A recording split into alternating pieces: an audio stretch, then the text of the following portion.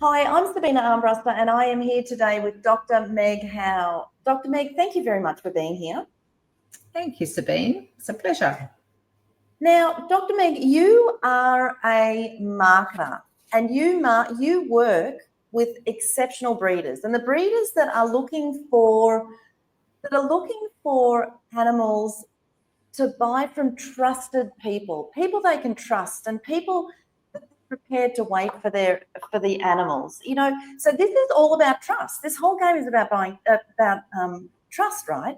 So tell me, why is it a mistake then for people to buy based on price? Well, it's a mistake only to the certain extent that some people, that's all they can do. They can't actually afford to buy on quality. And it's probably about 90% of the market. They have limited disposable income, so they're buying on price. And what I tell breeders is, that's fine. Leave those people to other breeders. Because as an exceptional breeder, like all my students are, I want them to connect to people who are buying on quality, not price. So they will get rewarded for all the effort, sacrifices, and investment of time, money, tears, and everything that great breeders do. For all of that, they'll get rewarded. They'll attract people not only going to pay a high price, but will also be willing to wait for that puppy or kitten or whatever it is you're breeding. When you say that they should attract the quality buyers, it's easier said than done. I know as a business owner, you need to build up that confidence in your marketing campaign, I guess, that you can do that.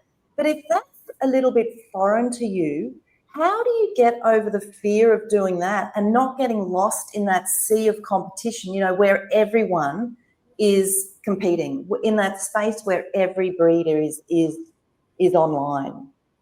Yeah, that's a really good question. The thing is, most breeders, the ones that go that extra step and make a website, they still don't know how to do it properly. What that means for breeders in my program, where I'm actually teaching them how to do it right, is that it's just a matter of time before they get to the top. So you absolutely need a decent website, because when people get serious about buying a puppy or a kitten or whatever it is, they go online. It's no good having 1 million followers on Instagram. You've got to have a great website. So I teach them how to set that up, and it's not hard to be the best of that.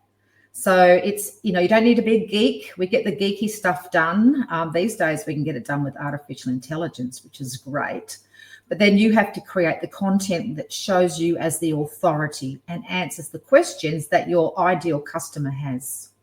That's how you stand out. While we're on that subject of creating websites and standing out, what are the channels that breeders should be on? Because one of the things that you said was that breeders are often on the wrong channels, and they attract people that are basically discount hunters, or they get ghosted. So they're wasting their own time and yours. So where should they be? Yeah, this is a big mistake that breeders make. I mean, it's very important to have a presence on social media, because it helps create trust. And trust is a very important part of all this. But it's not where you get your real serious buyers from. When people, for example, go on YouTube or on Facebook or Instagram or one of the other ones, they're actually there for entertainment most of the time. They're not there to buy a puppy. We still need channels like that. Like, I teach Facebook. It's not a place to sell puppies. I don't get very many quality buyers from it, but it is a great place to create trust and prove that I'm a real breeder. I'm not some scammer, right? But it's my website that's the most important thing. And it's not how much it costs to build. We can do it so cheaply. It's how we set it up. We've got to set it up the right way. And that's what I teach breeders how to do. When you say set it up the right way, what does that actually mean? There's a couple of aspects to that. The first one is basic housekeeping. Like, Google doesn't like sending people to websites that are slow loading, that are insecure, that don't look good on mobile devices, that have broken links. That's just basic housekeeping. But the other side of it is that we want to align the content of your website with what people at the top end of the market want to know. What are their biggest questions about your breed? So you need to position yourself as an authority, even though now we've got AI answering people's questions about your breed and all that, and often circumvents you coming to the website. You still can't buy a puppy from a robot. So if you position your website correctly so people actively looking for you can find you, then they'll also see that you happen to have answered all their top questions about your breed, and they'll go, oh, this person is an authority. This is a real professional. I'd like to deal with a breeder like that, not just someone who has pretty pictures of puppy dogs on their website. You need to be showing what you stand for and the benefits of getting a puppy from you as well. What if we're not tech-minded? What do we do then? What you have to be prepared to do is to learn some things. So it's not that you don't have to learn anything, but if you can create a document, or at least be willing to create a document on your computer, you know, maybe a letter to someone and maybe stick a photo in there or a link or something. You might be able to put a link on an email. If you can learn how to do those things, you can create your own content on your website. It's not about how fancy it is. The fancy bit we get taken care of by AI. The rest of it is just very easy to create as long as you follow the steps that I teach, because we've got to give clues to Google all the way through our content of what the content is about, so that when people are searching for that information, Google go, here is a page all about that. Here's an article all about that. And will dish you up as the appropriate person at the top of the search rankings. So it really isn't rocket science, but there definitely is a learning curve. But that's what I'm here for, because I'm here to help. I'm a mentor and I'm here to guide you. And if you have any issues, you just have to bring it to me and I'll help you out live on our weekly question and answer sessions. Sounds amazing. So it doesn't sound like posting more puppies is a strategy that you teach. No, that's a big common mistake, is just pretty pictures of puppy dogs and thinking that's how we sell. But, you know, Google is not a pretty pictures of puppy dogs engine. It's an information engine. So not even if we label our images right, it still doesn't help us out? Well, that is one tiny thing that we have to do to actually tell Google. That's one of the clues. We can label the images and things. That's just one of the things we have to do. So we've got a whole heap of things we have to do. And yes, Sabine, that is one of them. But it's not the whole thing. We've got to do all of it, and we've got to provide good content, good information. We've got to show ourselves off. We've got to let people be clear about what we stand for and who we are. So when you say we've got to be clear about letting people know who we are and what we stand for, what does that mean in the world of breeders? You know, how can you say that differently to another breeder? How can you actually make yourself stand out from a different breeder? Well, the first thing is don't do what everyone else is doing. You know, we've got to add amazing value. We've got to be the best breeder that anyone can find. And it's, even though, you know, breeders care a lot, if they're purebred breeders, about, you know, lines and show champions and all that, most of your puppies end up being somebody's pet. And pet buyers don't really care about that. What they care about is, what sort of experience am I going to have owning this dog? Is it going to live a long and healthy life? Is it going to be fun to own? Is it going to have behavior I'm going to really enjoy living with? So as exceptional breeders, we rise above by giving them that sort of value that they were willing to pay for and willing to wait for. We have amazing health warranties, lifetime. It's not 1 year, not 2 years. It's for the life of the dog. We have a money-back health warranty. So that takes care of the health side. On the behavior side, we're doing personality matching with our puppies. So they're going to the right family that's going to be compatible with them. We're socializing the puppies. We're being proactive with our preparation of the buyer so that they don't mess up the beautiful start we've given our pups. We're raising as part of the family, not out in a kennel somewhere ideally, or at least having a structured socialization program if that's what we're doing. But we're doing it like breeders have got massive control over how puppies show up for the rest of their lives. It's about seizing that control. I love that.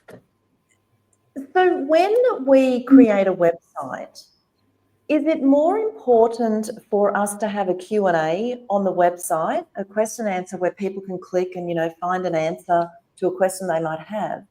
Or should we be offering people a phone call, a bit of a personal touch? What is it that we need to be doing to stand out? And what is it that others don't do? Well, it's good to know what people want to know and then provide that information. We can do Q&As on there. We can have longer content pieces which match the more in-depth detail that people want to know. But when it gets to that point, the next best thing to do when someone's actually ready to contact you is to communicate the value, and that is best done by email.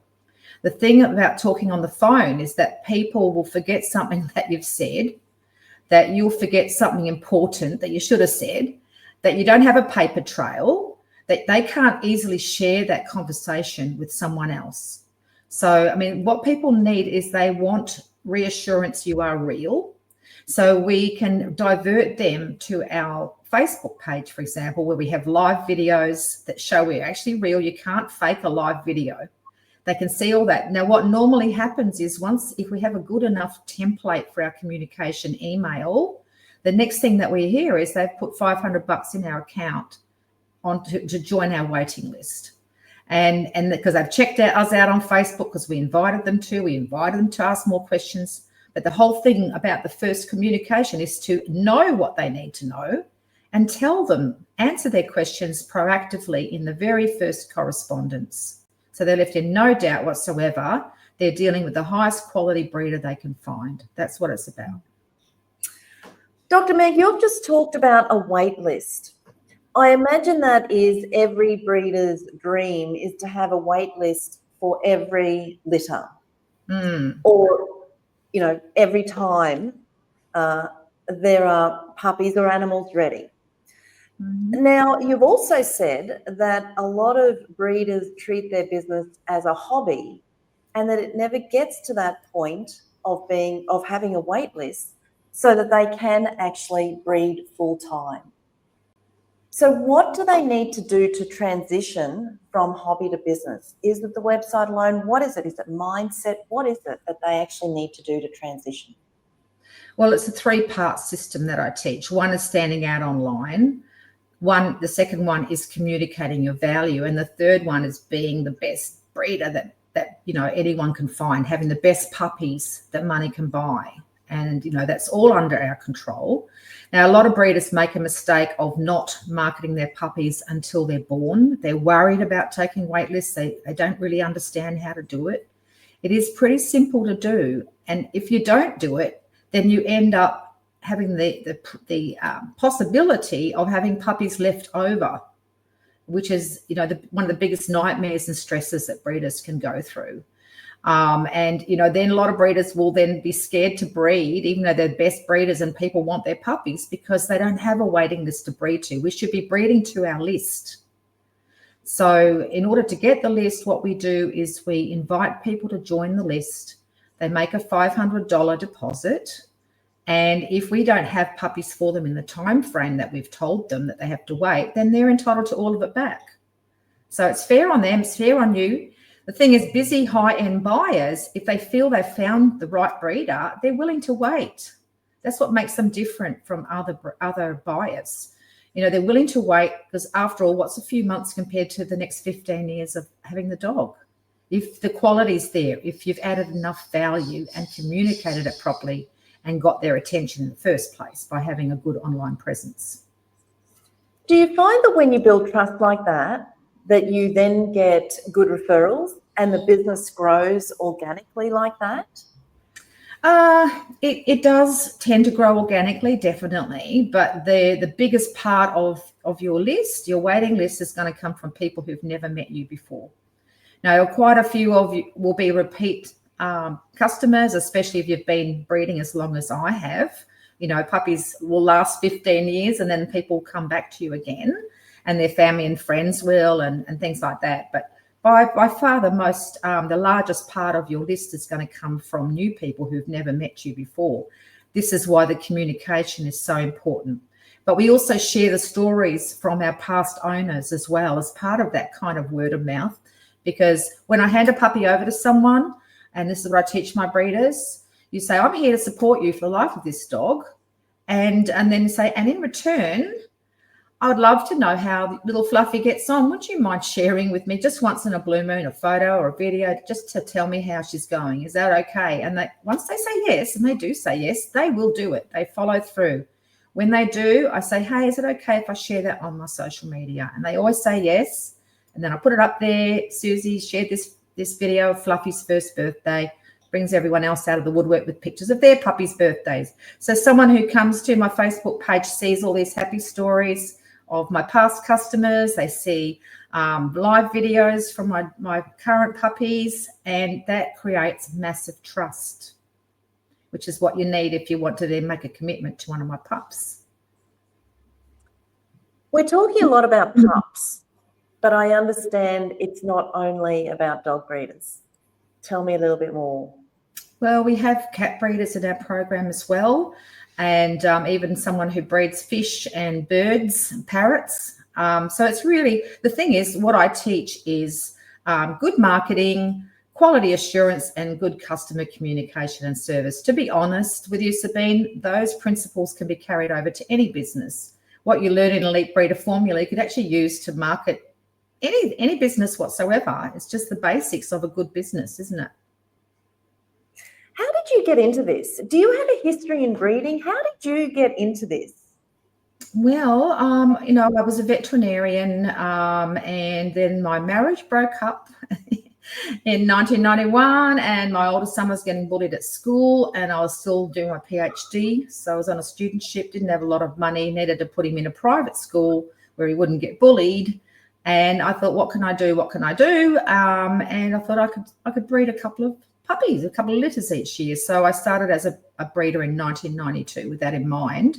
But I was competing with all the other breeders out there, and couldn't rise above. No one could really see what made me different and better. So in the ensuing years, I've learned how to do internet marketing and website creation, applied it to my own breeding program, became the top priced miniature schnauzer breeder in Australia, get way more demand than what I can supply. I've had to recruit other breeders in my methods to help me meet the demand. And I thought 6 years ago, you know what, I could teach other breeders how to do what I do. It's a step-by-step thing. It's not rocket science. So that's what I've been doing for the last 6 years, is helping other breeders get the success that I've had. So what you do then is, it's not about the type of breed. You teach people, so you have a program where you teach people the business side or the marketing side of how to grow their business as a breeder. Doesn't matter what type of breeder they are. That's right. And there's no room for snobbery in my program. Some breeders out there, especially show breeders, think that, we couldn't share the same space as people doing designer breeds, doodles and things. But it's not about that. We all care about each other in my program, and we respect each other's programs, because we all have the same goal, which is to breed the healthiest, most well-adjusted puppies or kittens or whatever it is that money can buy, for people who appreciate it, willing to pay for it, willing to wait for it. So it doesn't matter what kind of breeder you are. There are people out there who need all kinds of dogs. The designer mutts often have low dander production. They're hypoallergenic. There's people who need that. They often have longer lives than the purebreds and less health issues. I'm a purebred breeder. So, I want to deal with other purebred breeders who are breeding for health, not just how they look in the show ring. That's important, but it's not the most important thing, because our puppies end up being somebody's pet. And, we have to take responsibility. It's not something that should be left to amateurs. The only ones who should be breeding puppies are people who've been educated to do it right, because it's such an important job. And it doesn't matter what kind of breeder you are, if you are doing the best you can to give people that amazing pet that's going to have a long life, be healthy, be fun to own, then you need to be respected no matter what kind of breed you're producing. Does it matter if you aren't yet a breeder? Can we still join your program and work with you? Yeah, I do have a few people in my program who actually were just starting out, and what they had in common was that they all wanted to do the best possible job they could, which is great. They started early because, it can take 6 or even 8 months for a brand new website to start ranking on Google. It's just the way it goes. So the earlier you start, the stronger your position online will be when the puppies finally come along. So if you're dedicated to excellence and you want to do it right from the very beginning, then you can come into the program, because I teach you how to do all the things right, how to develop your puppies or kittens to be the best pets they can be, how to breed for health, how to give people what they want and market yourself to those people. Dr. Meg, I have one more question, I guess, about the marketing side of things, and that is AI. So how do we compete with AI, or do we not compete? Do we use AI? Do we get penalized for using AI online? How does AI fit into our business as a marketer? Because that's what we need to learn to be, right? Exactly. Well, AI is sort of popping up and has relevance all over our breeding presence. The first thing is that it's cutting in when people are looking for information about our breed, and so we often going to miss out on actually getting visited onto our website for that. But you still can't buy a puppy from a robot, and I think it's going to be quite a while before you can. So when people are actually looking for a puppy or a kitten or whatever it is to buy, then our websites are still going to be at the top. This is where we want them to be. And when they do come into our website, we want them to see that we are an authority and we're talking about our breed, and we're giving them the information that they maybe didn't even know they wanted to know until they come to our website and see it. I mean, we can find out what they want to know ahead of time and create that information. So we need to be the authority. We can use AI to help us create our website content, but we still got to put a heavy dose of ourselves in there and rich media. It's not, we don't want it all to be just AI created. So we've got to put ourselves in there and some real stories and some real videos to show, what's going on in our program, behind the scenes stuff, some helpful things that will be valued by the buyer. For example, a potty training video, or, a little story about how to feed your puppies a healthy diet, that kind of thing. So those resources and that knowledge, these days people judge you by what they find out about you online. So we've got to make sure our website reflects our professionalism, our experience, our knowledge, our passion, our quality standards. It's all got to be there on our website. Dr. Meg, there is a lot of things we've talked about today, and you've just talked about AI. You've talked about AI and our business moving forward, what it is that we need to do. You've talked about quality. You've talked about trust. You've talked about value. We've also talked about that we must stand out. We have to stand out from our competitors. We can't be mediocre. We've talked about how to transition a hobby business to a business where breeding is our, I guess, full-time business, and we're earning an income from that. We've talked about visibility. We've talked about an awful lot of things. Is there something we've forgotten, or is there something you'd like to recap before we end the interview? Yeah, I guess my biggest message out to people out there is don't be mediocre. Be the best, get known as the best, invest in yourself, and get a good mentor, because it's not rocket science. There's step-by-step method. If you really want to be a dedicated breeder, stay at home and do what you love, then even though there's a learning curve, it's really worthwhile to actually learn how to make it work for you. It's going to change your life forever. I love that. I think sometimes we just need someone to back us up and to give us that confidence that we can actually do it, right? Yeah, love absolutely. it. Yeah. Dr. Meg, thank you so very much for coming to the interview. I've learned a lot, and I'm not a breeder, but I have a business, and I've learned a lot from you as well. So thank you so very much for coming here and sharing your knowledge with us all. Thank you, Sabine. Great to meet you.